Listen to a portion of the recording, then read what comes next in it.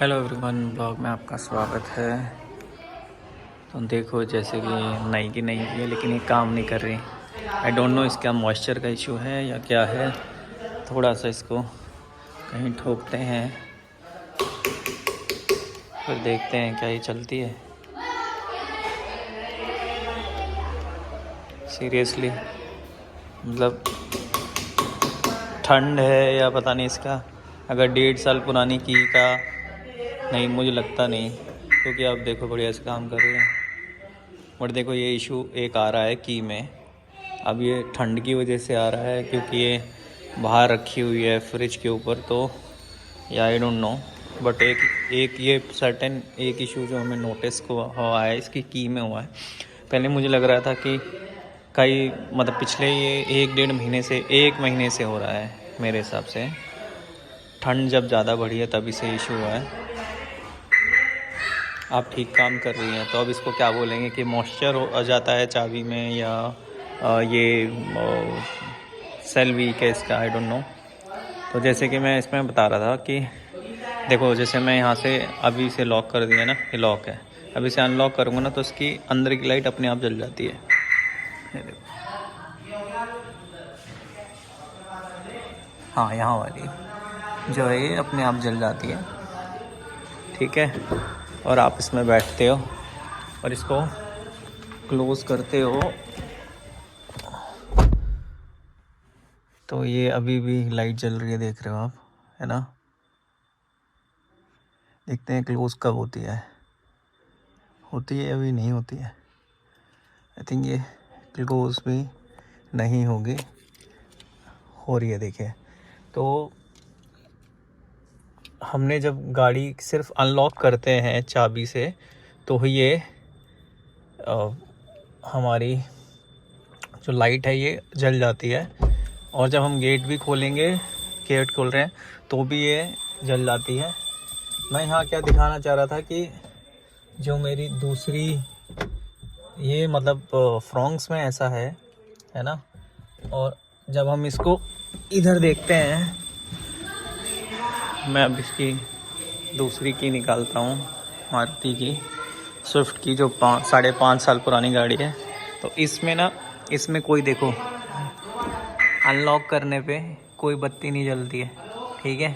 आगे वहाँ जलनी चाहिए, लेकिन जैसे हम गेट खोलेंगे तो ये जल जाएगी, है ना। अब इसमें हम बैठते हैं और देखते हैं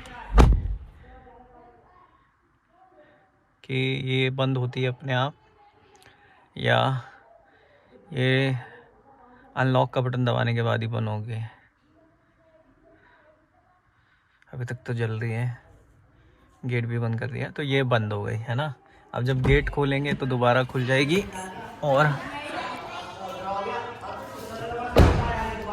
लॉक करने पे ये अपने आप मतलब ये वैसे ही बंद हो जाएगी जैसे अब देखा। तो एक डिफरेंस ये भी आया है कि जो ये मेन वाली जो ये बीच वाली लाइट है, इसको लॉक करता हूँ मैं, तो लॉक करने पे अपने आप बुझ जाएगी। तो बुझती तो दोनों अपने आप सेम तरीके से है, लेकिन जलने में, ठीक है।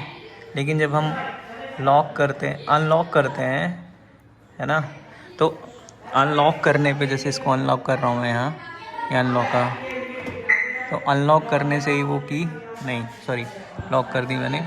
अनलॉक करने से ही वो अंदर जल जाती है, जबकि उसमें पुरानी वाली मारुति में ऐसा नहीं था, उसमें ये डिफरेंस था।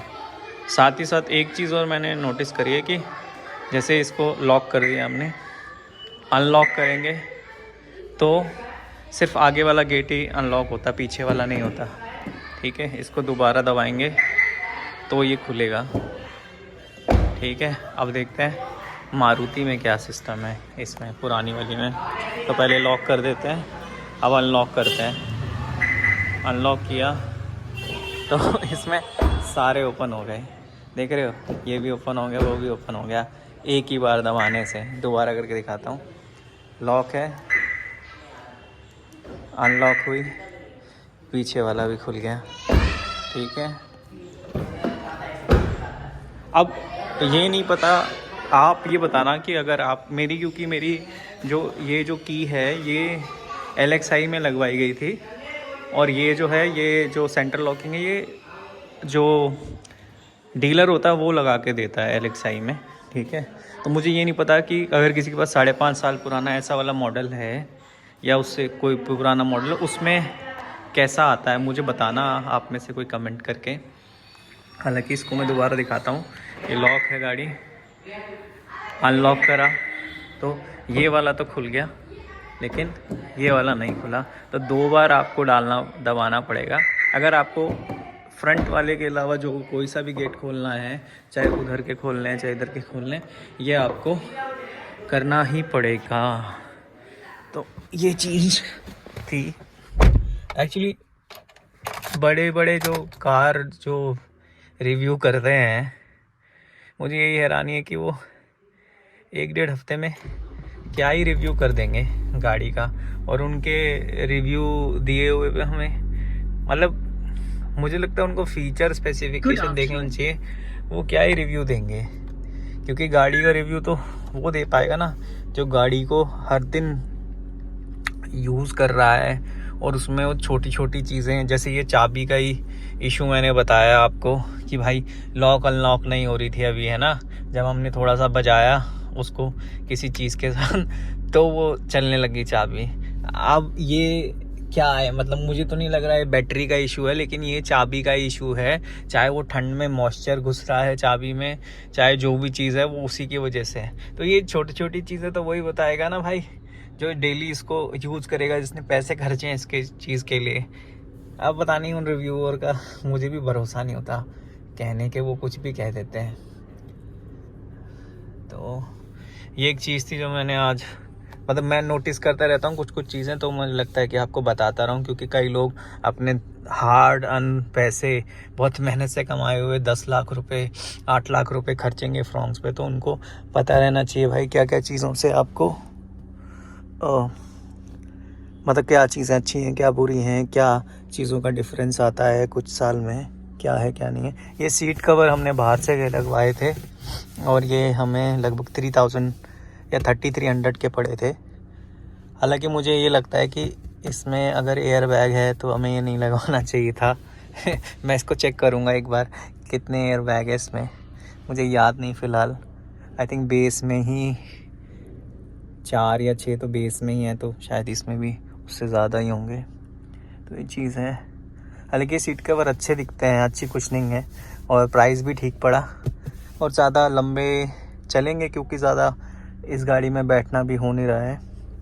सो ये आज के वीडियो में इतना ही।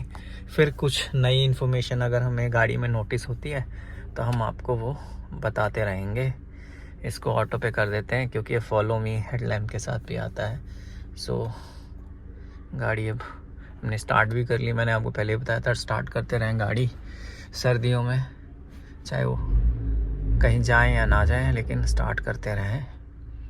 आई थिंक हो गए हमें 3-4 मिनट हमने स्टार्ट कर दिए हैं, और चलो मिलते हैं नेक्स्ट वीडियो में।